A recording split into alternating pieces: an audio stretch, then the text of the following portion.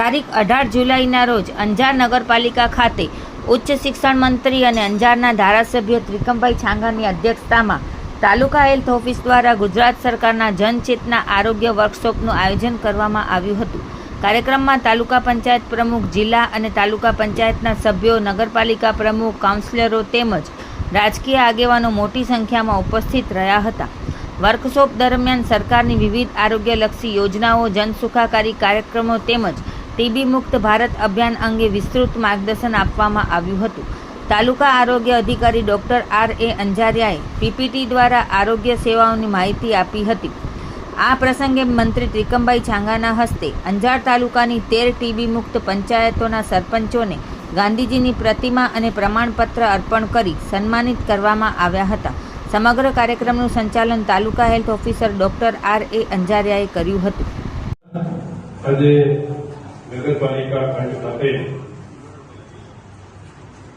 જનચેતના શિબિરમાં ઉપસ્થિત નગરપાલિકાના અધ્યક્ષાબેન ધર્મેશભાઈ, તાલુકા પંચાયતના અધ્યક્ષ ભાઈ સંદીપભાઈ, નગરપાલિકાના ઉપપ્રમુખશ્રી, કારોબારી ચેરમેનશ્રી, જિલ્લા પંચાયતના ચેરમેનશ્રી અને સદસ્યશ્રીઓ, તાલુકા પંચાયતના સૌ હોદ્દેદારો, કાઉન્સિલર, સૌ ભાઈઓ બહેનો, જિલ્લા પંચાયતના ચેરમેન અને સંગઠનના બંને પ્રમુખશ્રીઓ અને પત્રકાર સૌ ભાઈઓ બહેનો,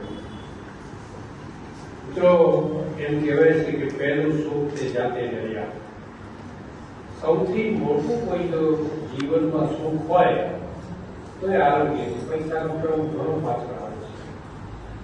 ઘણા બધા લોકો ભૂતકાળમાં કહેતા યુવા હોય ને ત્યારે કે બધા પૈસા હોય તો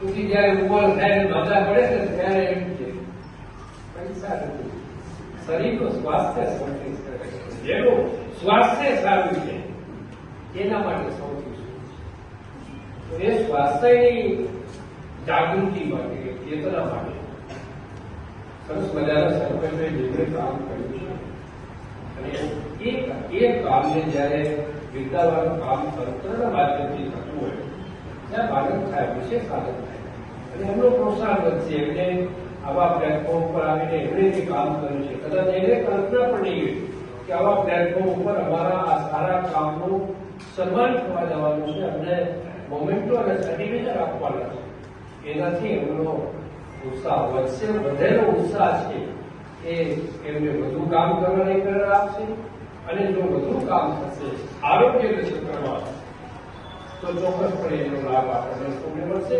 સમગ્ર સમૂહને મળશે। સાહેબે જે આપણને ખૂબ સરસ મજાનું ડિટેલમાં માર્ગદર્શન આપ્યું છે। સરકારની આરોગ્યને લગતી અનેકવિધ યોજનાઓ છે।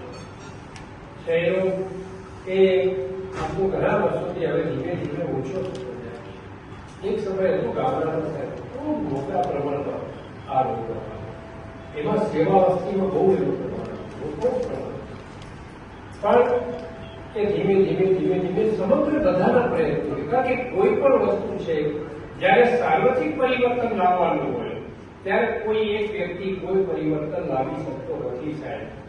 જ્યારે સાર્વત્રિક પરિવર્તન લાવવું હોય ત્યારે છેક છેવાડાથી કરીને ટોપ સુધી, ટોપથી બોટમ બધા વ્યક્તિઓ કંઈક ને કંઈક થોડું ઘણું પણ યોગદાન આપે તો એ વસ્તુ બને છે। મને બોલ્યું છે લગભગ દારૂ લગભગ શું કામ સમાજે જાગૃતિ લાવ્યા કે નહીં આ કરવું જ છે, પોલીઓના ટીપા પીવડાવવાના છે, એનું જેનું બાળક હોય એને બી આપણા જેવા પૂછે, જેને કોઈ લેવા દેવાનો છતાં પૂછે કે ભાઈ પોલીઓના ટીપા પીવડાવવાનું કામ ચાલુ છે, તમે તમારા બાળકને 5 વર્ષ સુધી બાળકને પીવડાવી આવ્યા।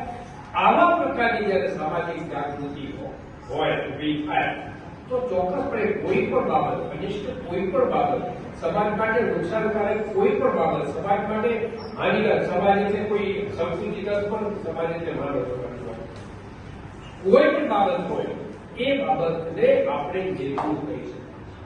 ઘણી બધી સમસ્યાઓ છે સાહેબ। આ દેશમાં ખૂબ મોટા પ્રમાણમાં બાળક અને માત્ર મરણનું પ્રમાણ આજે સંસ્થાગત ડિલિવરીને કારણે ખૂબ સરસ, પણ એના માટે પણ સારું 108 જેવી બાબતોએ પણ એમાં ભાગ ભજેલો છે।